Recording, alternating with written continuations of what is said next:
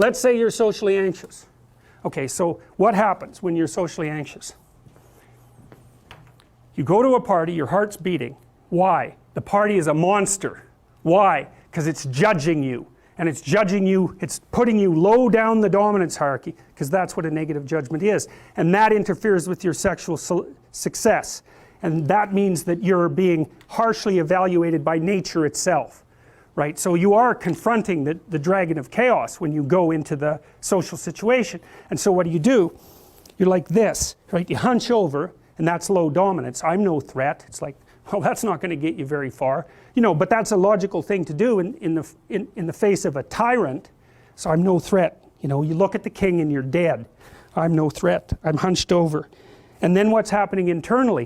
What are people thinking about me? What are people thinking about me? Am I looking stupid? Am I looking foolish? Geez, I'm awkward. I hate being here. Man, I'm sweating too much. It's all internalized, right? It's all self-focused.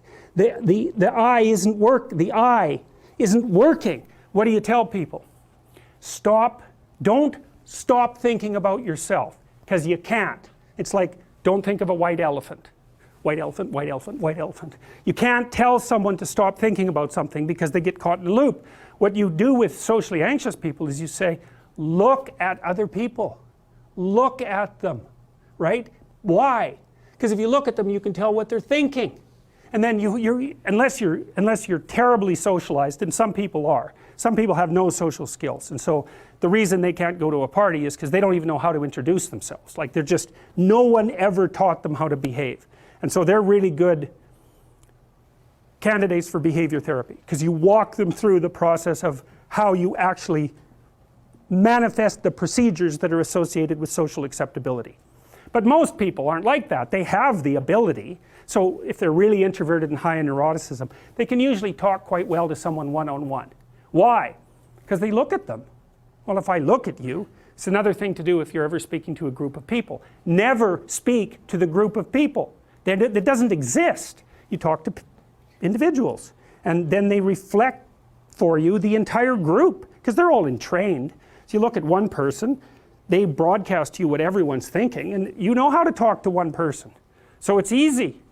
So as soon as you focus on the person, not you, you push your attention outward, use your eye, you push your attention outward, and you start watching. Well, then all your automatic mechanisms kick in, and you stop being awkward. Because if we're talking and I'm looking here, I don't know what you're going to do next, and I'm going to put disjunctions into they're like bad chords in the melody of our conversation. And the reason is I'm not paying attention.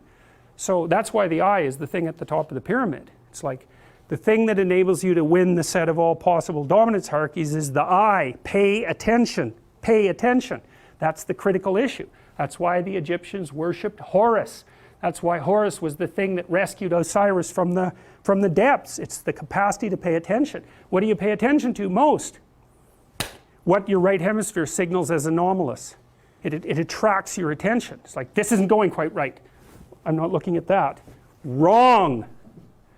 That's what you look at. That's what you look at. What's not going right, because that's the terrible monster that might eat you, but it's also the place you get all the information. So that's why it's useful to have discussions with your enemies, because they will tell you things you do not know. And that's such a great thing, because if you don't know them, well, you're not very smart, are you? You know, there may be a time when you go somewhere that's the thing you need to know. And maybe your enemy will tell you why you're such a fool, you know, and a bunch of other things that aren't true too. But even one thing that's accurate, it's like, yeah, thanks very much, man, maybe I'll do some work on that, and I won't have to carry that forward. So, and then that's part of the reason, again, why the terrible predator, it's always the terrible predator that has the gold. It's like, it's the person who delivers the message you do not want to hear. So it's rough, but it doesn't matter. Life is rough.